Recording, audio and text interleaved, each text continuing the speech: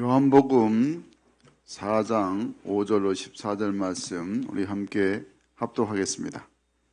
사마리아에 있는 수가라 하는 동네에 이르시니 야곱이 그 아들 요셉에게 준 땅이 가깝고 거기 또 야곱의 우물이 있더라.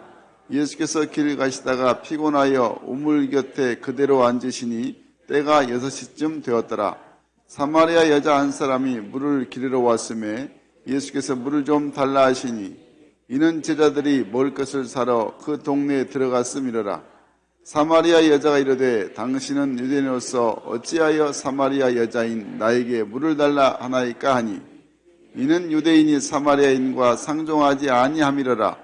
예수께서 대답하여 이르시되 내가 만일 하나님의 선물과 또 내게 물 좀 달라 하는 이가 누구인 줄 알았더라면 내가 그에게 구하였을 것이요 그에게 생수를 내게 주었으리다.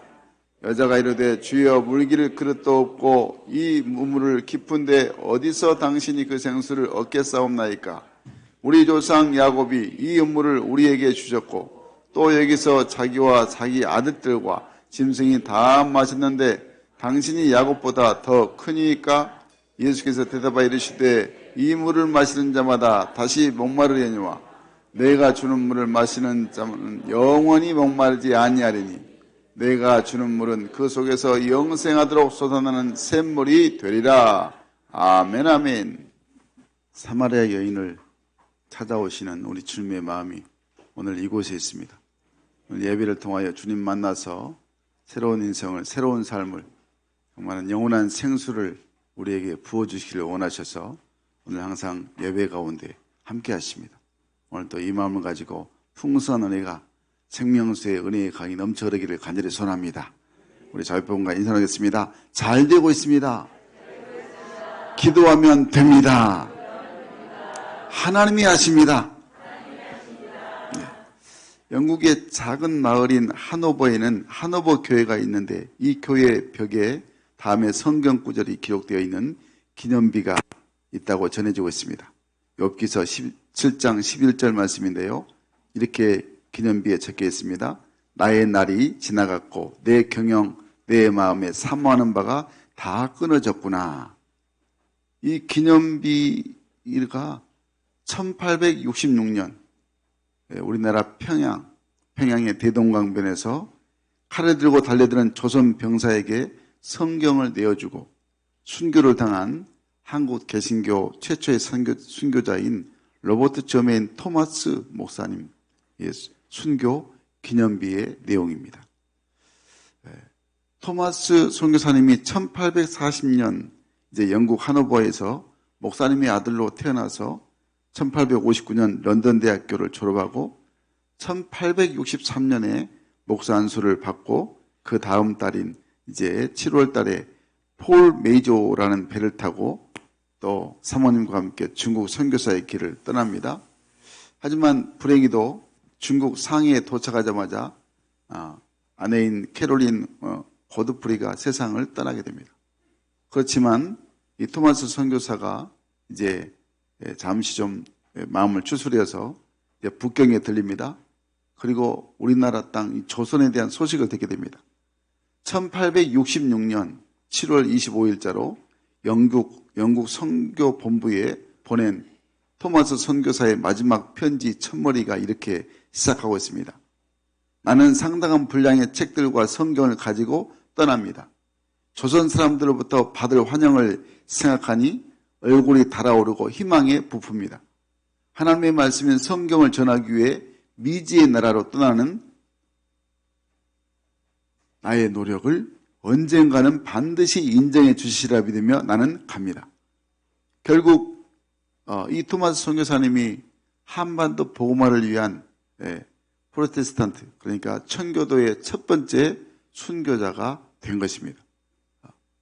그 순교의 그 씨앗이 1세기를 지난 지금의 우리 한국이 그 순교의 피로 많은 값진 열매를 우리 한국이 맺었습니다. 성경에 말씀하죠. 눈물로 씨를 뿌린 자는 기쁨으로 달을 거두리로다. 하나님 말씀대로 이루어진 것입니다. 여러분, 선교는 그래서 하나님 자녀로 부름받은 우리 모두의 사명입니다. 하나님 자녀가 됐다면 누구나 할 것 없이 다 선교사가 되는 것입니다. 주님께서 말씀하시죠. 사도행전 1장 8절 말씀에 오직 성령이 너에게 임하시면 어떻게? 예루살렘, 온 유대, 사마리아, 땅끝까지 이르러 내 증인이 되리라 말씀했습니다. 사랑하는 여러분, 오늘 그래서 우리가 이 선교주의를 통해서 정말 이방인을 향한 이 사마리아 선교가 어떻게 하나님이 이루어 가시는지 주님께서 친히 말씀하시는데 이 선교가 얼마나 귀하고 하나님께서 강력하게 쓰시는 축복의 현장이라는 것을 꼭 깨달으시고 정말 선교를 통해서 놀라운 하나님의 큰 구원의 역사가 세계 선교 역사가 계속 넘치기를 주의 이름으로 간절히 축원합니다. 사마리아 선교는 그래서 첫 번째 하나님께서 직접 하시는 것을 깨닫게 되는 것입니다. 우리 한번 따겠습니다. 선교는 하나님께서 직접 하시는 일이다. 선교는 하나님께서 직접 하시는 일이다. 아멘. 오늘 본문 34절 말씀 같이 읽겠습니다. 시작. 예수께서 이르시되 나의 양식은 나를 보내신 이의 뜻을 행하며 그의 일을 온전히 이루는 이것이니라. 아멘 아멘. 이 말씀이 신명기를 기록할 때 하나님께서 모세를 통하여서 그걸 주신 말씀입니다. 이 말씀을 우리 주님께서 인용하시죠.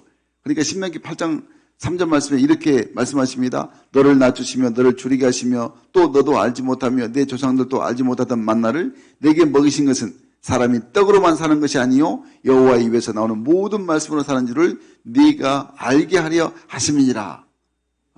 떡으로만 사는 게 아니고 하나님의 주신 말씀, 하나님의 주신 말씀으로 사는 것이 우리의 삶이라는 것을 말씀하고 있는 거죠. 우리가 사는 데 있어서 물질이 당연히 필요합니다. 근데 그보다 더 중요한 것은 하나님의 말씀이 반드시 필요하다는 것을 우리에게 깨닫게 해주고 있는 것입니다. 이스라엘 자손들은 광야에서 하나님이 주신 매일매일 주신 그 말씀, 그러니까 만나, 이 만나의 양식으로 공급을 받았다는 것이죠.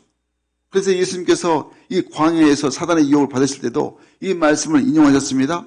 그래서 마태복음 4장 말씀에 이렇게 말씀하는데 우리 쉬운 성경으로 한번 같이 읽겠습니다. 시작. 예수님께서 대답하셨습니다. 성경에 사람이 빵으로만 살 것이 아니라 하나님의 입에서 나오는 모든 말씀으로 살 것이다 라고 기록되어 있다. 아멘.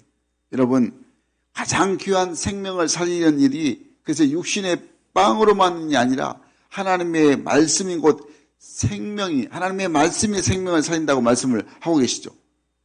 여러분, 하나님께서는 그래서 친히 예수님께서 말씀하시죠. 내가 곧 생명의 떡이다. 생명의 빵이다. 요한복음 6장 48절에서 말씀을 하고 있죠. 그러니까 영원한 생명을 얻는다는 것은 예수님을 믿는다는 것임을 우리에게 말씀하고 있는 것입니다. 요한복음 6장 47절 말씀에 이렇게 말씀합니다. 같이 읽겠습니다. 시작. 진실로 진실로 내게 이르노니 믿는 자는 영생을 가졌나니. 아멘. 예수님을 믿는 자는 영생을 얻었다는 것입니다. 확실하게 얻었습니다. 그래서 하나님께서 친히 아들을 보내셔서 이루신 일이기 때문에 이 영생을 얻는 길이 이 세상에서 가장 고귀하고 가장 소중한 삶인 것입니다. 그러니까 우리는 매일매일 살면서 예수님을 믿도록 항상 우리 주위에 예수님을 모르는 자들에게 복음을 전해서 구원 얻게 하는 것. 이게 이제 국내에서는 전도지만은 국외에, 해외에서는 선교. 그러니까 이 선교가 하나님이 친히 이루시는 일이라는 것을 우리에게 말씀하고 있는 것입니다. 요한복음 6장 63절 말씀에 주님이 이렇게 말씀하십니다. 같이 읽겠습니다. 시작. 살리는 것은 영이니 육은 무익하니라. 내가 너에게 이른 말은 영이요 생명이라. 아멘 아멘. 사도 요한이 요한일서 4장 9절 말씀에서 예수님이 이 땅에 오신 목적을 말씀하시죠. 같이 읽을까요? 시작. 하나님의 사랑이 우리에게 이렇게 나타난 바 되었으니 하나님이 자기의 독생자를 세상에 보내심은 그로 말미암아 우리를 살리려 하심이라. 아멘. 독생자 예수님을 이 땅에 보내신 것은 예수님을 통해서 우리가 다시 사는 생명을 얻게 하시기 위해서 하나님이 우리에게 이 예수님의 이 놀라운 사랑을 그를 십자가를 통해서 실천하여 주셨다는 거죠. 사랑하는 여러분, 그러므로 예수님을 전한다는 것은 생명을 살리는 것, 이것이 바로 하나님의 선교라는 것입니다. 이 하나님의 선교는 온 인류를 구원하기 위한 하나님의 위대한 그런 사역이라는 것을 항상 우리 마음에 새겨야 하는 것입니다. 그러니까 하나님의 구원사에게 부름받는 많은 사람들이 성경에 보면 나옵니다. 노아, 아브라함, 또 이삭, 야곱, 그리고 수많은 선지자들이 하나님의 선교의 부름을 받아서 쓰임을 받았던 것입니다. 그리스의 작가 니코스 카잔차키스는 그리스도 최후의 유혹이라는 소설을 아주 자기의 뛰어난 상상력으로 예수님의 생애를 이제 아주 머리로 이제 창작을 합니다. 소설입니다, 소설. 이 작품 속에 나오는 예수님이 완전히 실패한 인간의 모습으로 소설을 썼습니다. 이분이 이 소설을 쓸 때 그토록 예수님에 대해서 예수님이 훌륭하고 많은 제자들이 따라다니고 또 좋은 교훈, 높은 철학을 가르치고 그 많은 기적을 행하고 병자들을 또 고쳐주신 예수님이 33살의 젊은 나이에 죄도 없으신데 그 사형장에 이슬로 사라지다니 이는 도저히 용납할 수 없다고 항변을 하는 내용이 바로 그리스도 최후의 유혹이라는 소설입니다. 그러니까 십자가에 달려 예수님을 향해서 이 사단이 십자가에서 내려오라고, 만약에 그렇지 않으면 당신은 실패자라고 소리를 친 바로 이 소설의 내용입니다. 여러분, 이게 세상적인 관점, 사람의 눈으로, 세상의 눈으로 보면 예수님이 이 소설 작가처럼 완전히 예수님이 이 땅에 오셔서 실패한 사람으로, 실패자로 여겨지게 되는 것이죠. 그러니까 이렇게 생각한 것이 어리석은 그런 바보 같습니다. 하나님의 선교란 것은 하나님의 관점, 그러니까 구원사적인 구원의 관점으로 비춰보면 이 바로 그 십자가의 모습은 하나님의 승리의 절정이었다는 것입니다. 우리 예수님께서 십자가상에서 마지막 최후에 말씀하시죠. 다 이루었다. 그러면서 이제 그걸 운명하신다고 말씀을 하고 있습니다. 여러분, 그러니까 하나님의 선교에 우리가 모두가 다 하나님 자녀들은 부름을 받는 주의 자녀라는 것을 잊지 않아야 하는 것입니다.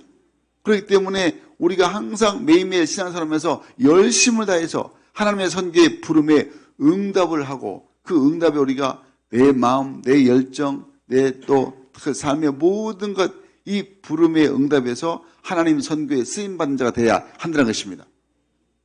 루비 캔드릭 선교사님이 계십니다. 그분은 24살 천혜의 몸으로 먼 이국 땅, 이 조선 땅에 찾아오셔서 이분이 이 땅에 온 지 9개월 만에 순교를 하십니다. 서울 양화진 외국인 선교사님의 묘에 가보면 루비 캔드리 선교사님의 묘비가 있습니다. 1908년 급성 맹장염으로 25살의 청춘을 조선 땅에 보낸, 조선 땅에 묻은 여선교사님이다라고 적혀 있습니다. 그는 죽음을 앞두고 자기를 파송한 텍사스 청년단체에 편지를 보냈습니다. 이렇게 편지를 보냅니다. 만일 내가 죽으면 텍사스 청년 회원들에게 10명씩, 20명씩, 50명씩 아침 저녁으로 조선에 나오라고 전해주세요. 만약 내게 줄 수 있는 1000개의 생명이 있다면 나는 이 1000개의 생명을 모두 조선을 위해 바치겠습니다. 이렇게 이 루비 캔드릭 선교사님이 편지를 썼습니다. 그리고 이 캔드릭 선교사님이 부모님께 보낸 마지막 편지의 일부가 소개되고 있습니다. 이렇게 썼습니다. 부모님께 이곳은 참 아름다운 것입니다. 조선에 와서 보는 마음이죠. 모두들 하나님을 닮은 사람들 같아요. 선한 마음과 복음에 대한 열정으로 보아 아마 몇십 년이 지나면 조선은 주님의 사랑이 넘치는 곳이 될 것 같습니다. 그러나 한편에서는 탄압이 점점 심해지고 있습니다. 선교 본부에서는 다들 철수하라고 했지만 대부분의 선교사들은 자기들이 전도한 조종인들과 아직도 숨어서 예배를 드리고 있습니다. 오늘은 유난히도 집에 가고 싶어요. 저는 이 땅에 저의 심장을 붓겠습니다. 바로 이것은 조선에 대한 제 열정이 아니라 하나님께서 조선을 향한 열정이라는 것을 알게 되었기 때문입니다. 그리고 마지막 말이 아빠, 엄마 사랑합니다. 사랑하는 여러분, 이 선교사님의 이 루비 캔드릭 선교사님의 순교의 피가 헛되지 않는 것은 이 선교사님의 그 순교의 소식을 듣고 수많은 젊은이들이 선교사님의 뒤를 위해서 이 조선 땅, 한국 땅에 오셔서 그들도 우리 민족을 위해서 희생의 삶을 살았다는 것입니다.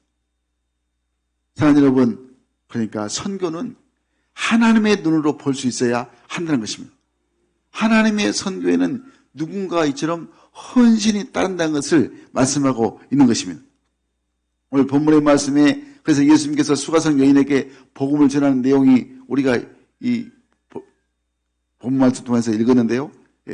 남편을 6번씩이나 바꾸며 살아야 했던, 그래서 남부끄러워서 아무도 바깥 출입을 하지 않는 그 뜨거운 그 대낮의 정오에 물을 길러 나온 여인에게 예수님이 전도하러 가셨다는 거죠.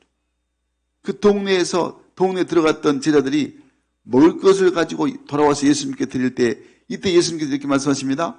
나의 양식은 나를 보내신 이의 뜻을 행하며 그 일을 온전히 이루는 이것이니라 대답하십니다. 그러니까 지금 제자들은 먹을 것, 육신에 먹을 것을 위해서 동네에 가서 얻어왔는데, 예수님은 내 양식은 나를 보내신 이, 그러니까 하나님의 뜻을 행하는 것, 복음 전하는 것, 이를 온전히 이루는 것이라고 우리에게 말씀하고 있는 것입니다. 앙리 뉘엔 교수가 그의 책에서 이렇게 말합니다. 인간이 가장 받기 쉬운, 그래서 가장 물리치기 어려운 유혹은 이 땅에서 현실적인 사람이 되라, 이 말이란 거죠. 그렇게 어렵게 막 힘들게 복음 전하며 살지 말고 현실적인 사람이 되라는 것입니다. 이 말은 바로 여기에서 늘 그리스도인의 복음을 전하는 사람들은 이 교수님이 항상 세상의 유혹을 이기고 승리하라고 말씀하고 있다는 것이죠. 여러분, 예수님께서 사단의 유혹을 많이 받으셨습니다. 40일 광야, 금식하고 난 다음에 광야에서 또 사단의 유혹을 받으셨죠.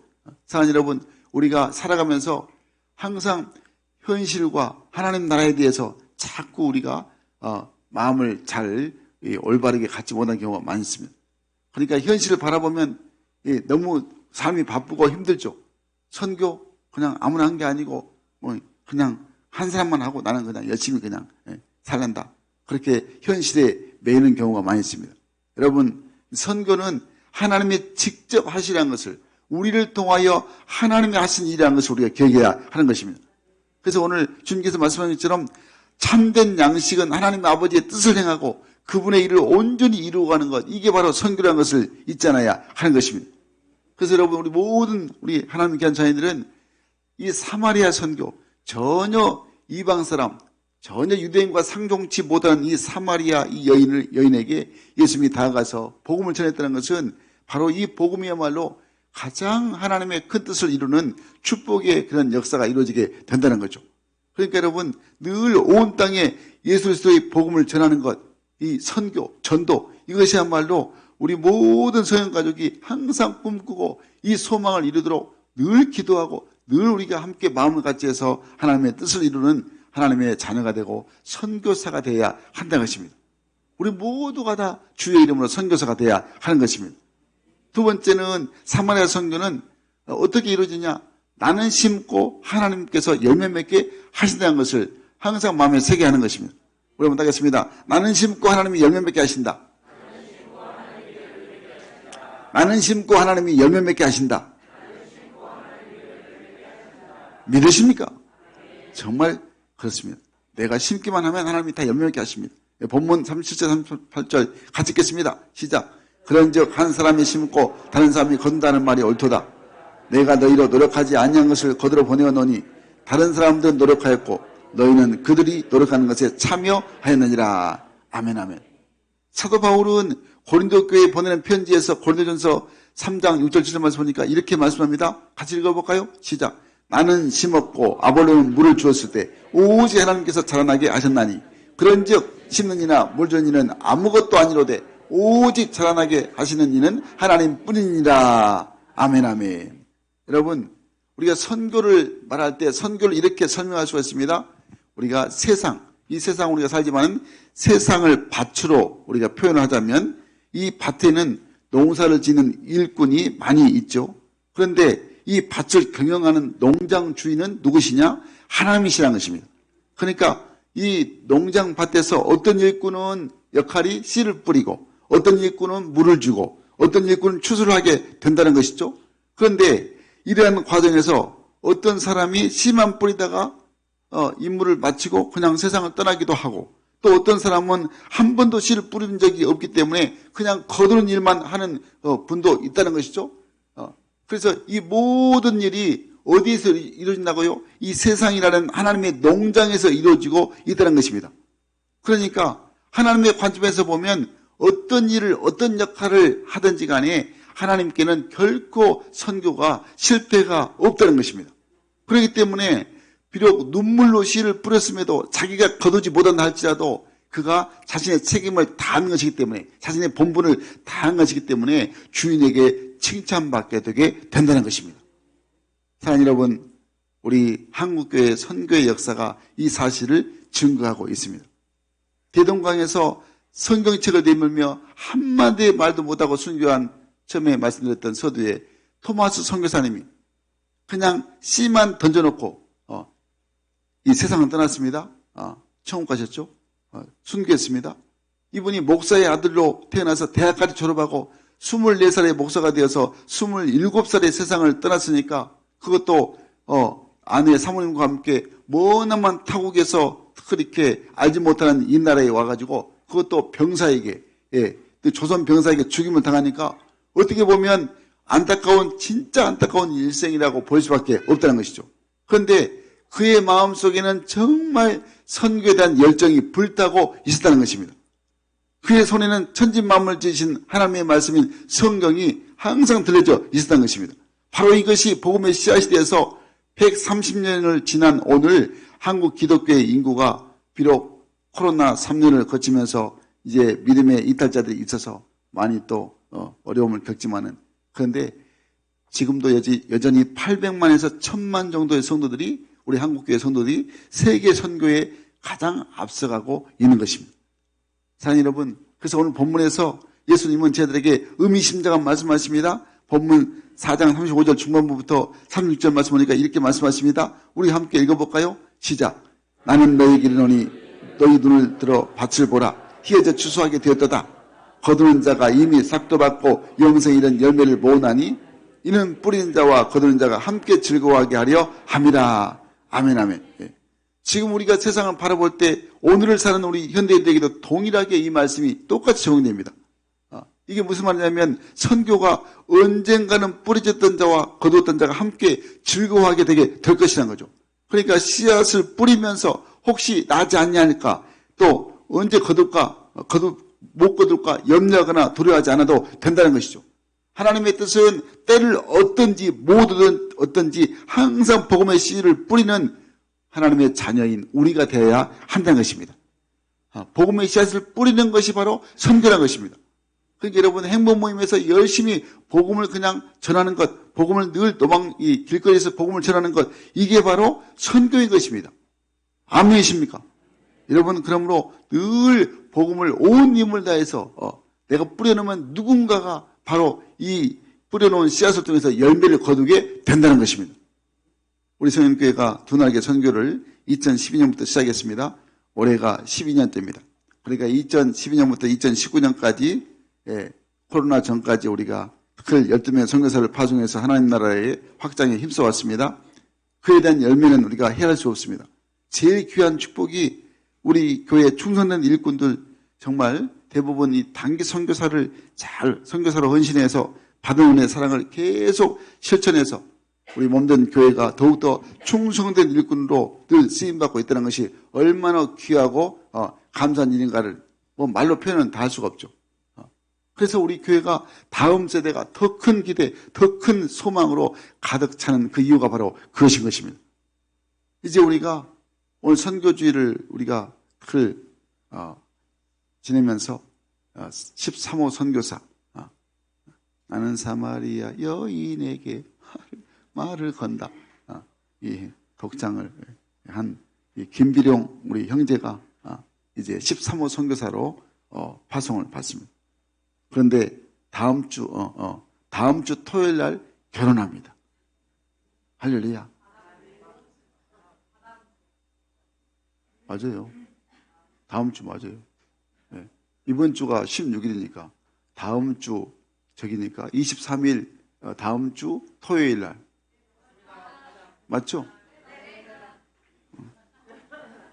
제가 원고를 쓰고 할 때 그냥 생각해서 쓰지 그냥 막 쓴지 합니까? 예.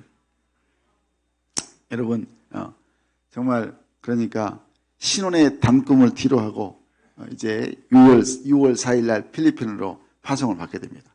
원래는 가족 전체를 선교사로 다 보내려고 했는데 주나르기 본부에서 한 분은 부모 중에 한 분은 자녀를 양육해야 한다고 그래서 힘들다고 그냥 대표로 이제 우리 김비룡 형제만 파송받게 되었습니다.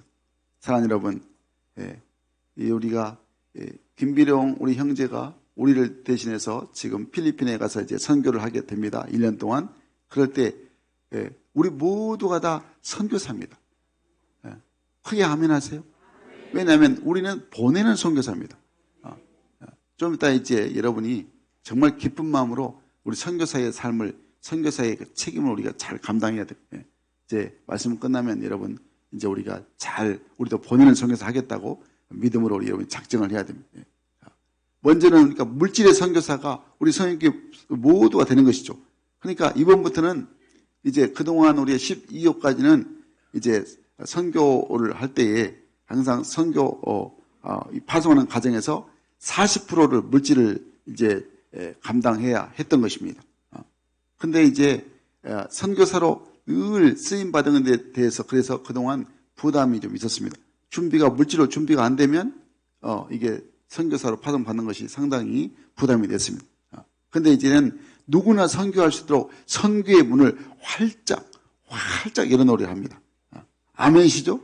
그러니까 누구나 믿음으로만 잘 준비되면 모든 성도들이 보내는 선교사로 함께하기 때문에 감사한 마음으로 선교사로 파송받아서 아름답게 주의 영광을 위해서 복음으로 쓰임받게 된다는 것입니다. 그러니까 이 보내는 선교사의 역할은 간단합니다. 한 달에 여러분 커피 요즘 좋아하시죠? 예. 식사하시고 난 다음에 언제부턴가 커피가 아주 그냥 일상생활이 됐어요. 예. 커피 딱 어떤 아는 친구분하고 아니면 직장 동료하고 딱 한 번만 여러분이 참으면 됩니다. 커피 한 잔 5,000원이니까.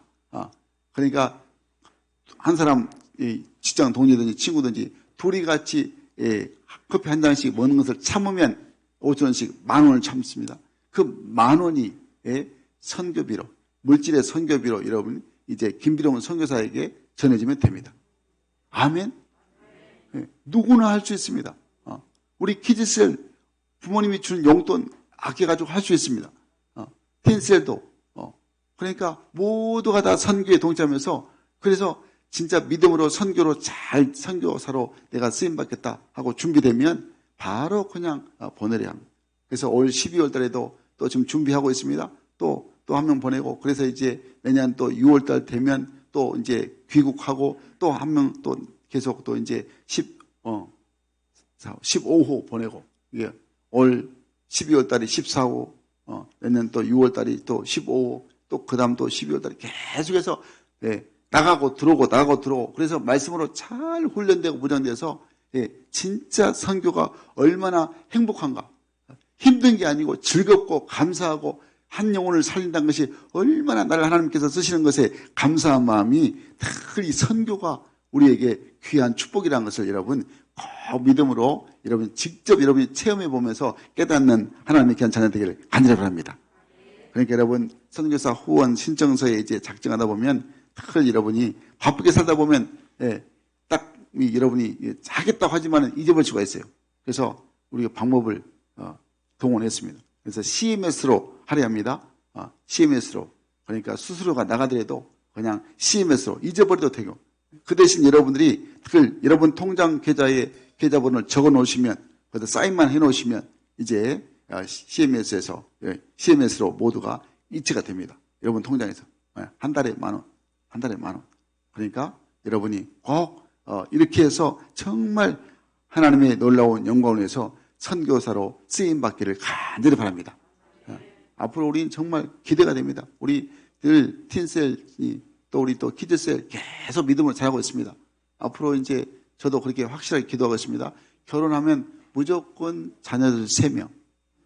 자녀 3명 나. 3명 나서 계속 다음 세대를 이어야 되니까 계속.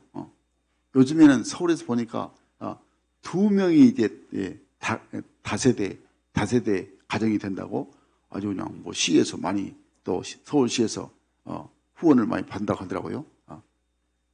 여러분 자녀를 많이 낳는 것도 또 하나님 나라를 위해서 쓰임 받습니다. 그래서 어떻게든지 우리가 주를 위해서 쓰임 받는 선교사가 돼야 한다는 것입니다. 그리고 이제 기도 선교사. 항상 기도는 매일 선교사를 위해서 하루 10분씩 여러분이 선교지를 위해서 선교사를 위해서 기도하는 자가 돼야 하는 것입니다.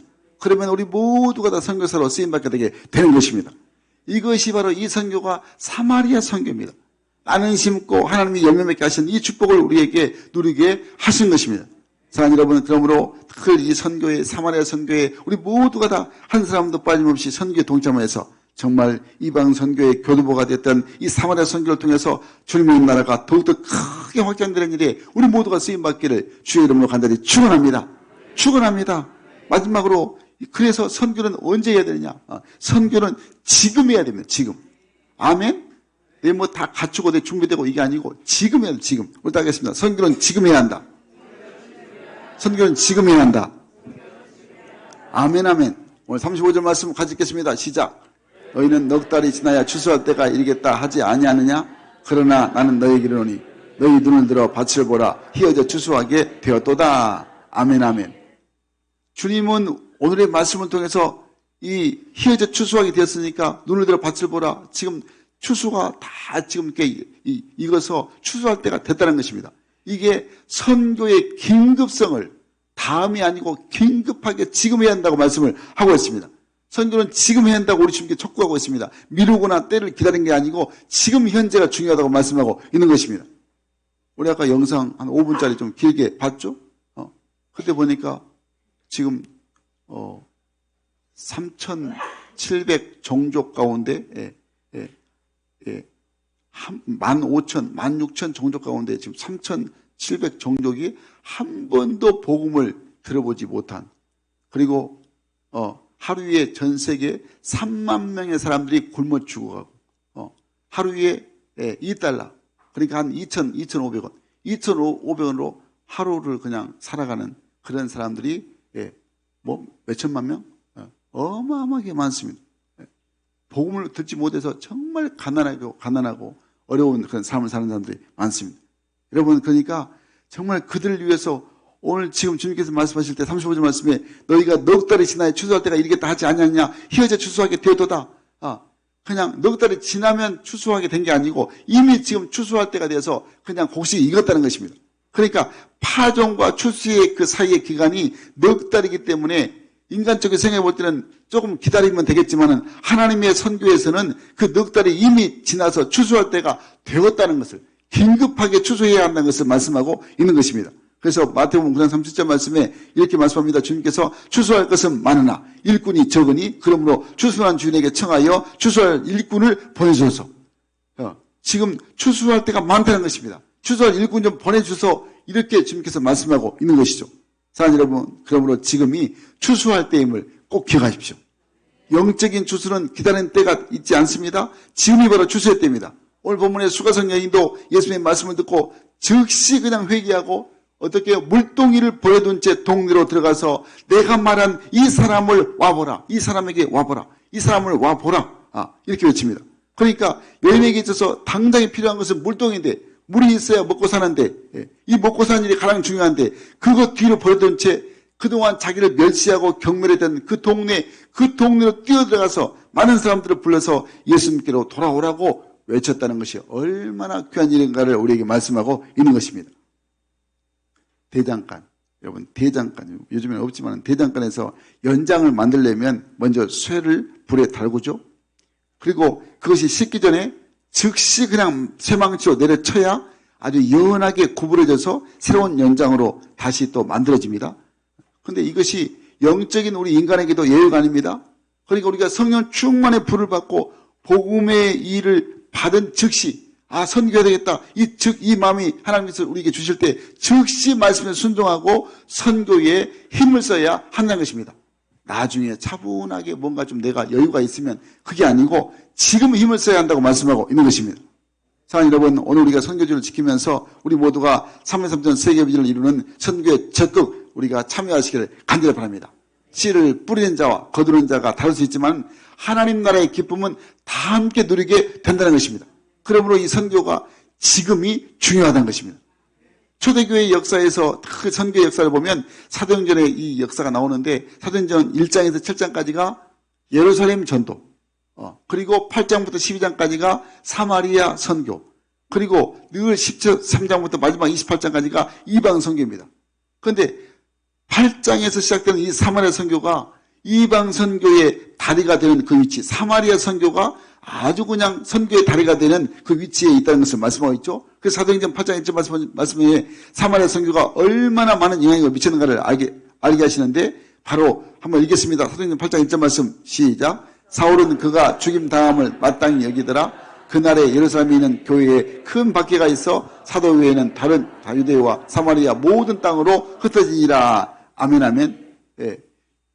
이 헬라어로 디아스포라, 흩어진 무리들, 흩어진 성도들, 오순절의 성령의 역사로 예루살렘 교회가 급속도로 성장합니다. 그러니까 그런 들 중에 사도행전 7장에 스데반 집사님이 순교가 됩니다. 순교. 아주 커다란 좌절과 실망이 일어나죠. 근데 초대교회 핍박이 강력하게 일어납니다. 동족, 유대인들의 핍박, 또 로마의 정부에서 오는 핍박, 이런 핍박이 계속됩니다. 그럼에도 불구하고 그들이 그냥 강력하게 복음 들고 흩어지면서 그냥 숨어서 그냥 자기 목숨 연명한 게 아니고 어떻게든지 흩어졌을 때에 복음을 전하게 하신 하나님의 큰 역사가 일어났다는 것을 성경에 말씀하고 있죠. 그러니까 사도행전 7장에 이 믿음과 성령에 충만한 초대교회 7집사 중에 한 명인 스데반 집사가 순교를 당하니까 예루살렘 교회에 아주 극심한 핍박이 일어났을 때 오히려 그 핍박이 아주 그냥 선교를 이 불같이 점화시키는 그런 계기가 됐다는 것입니다.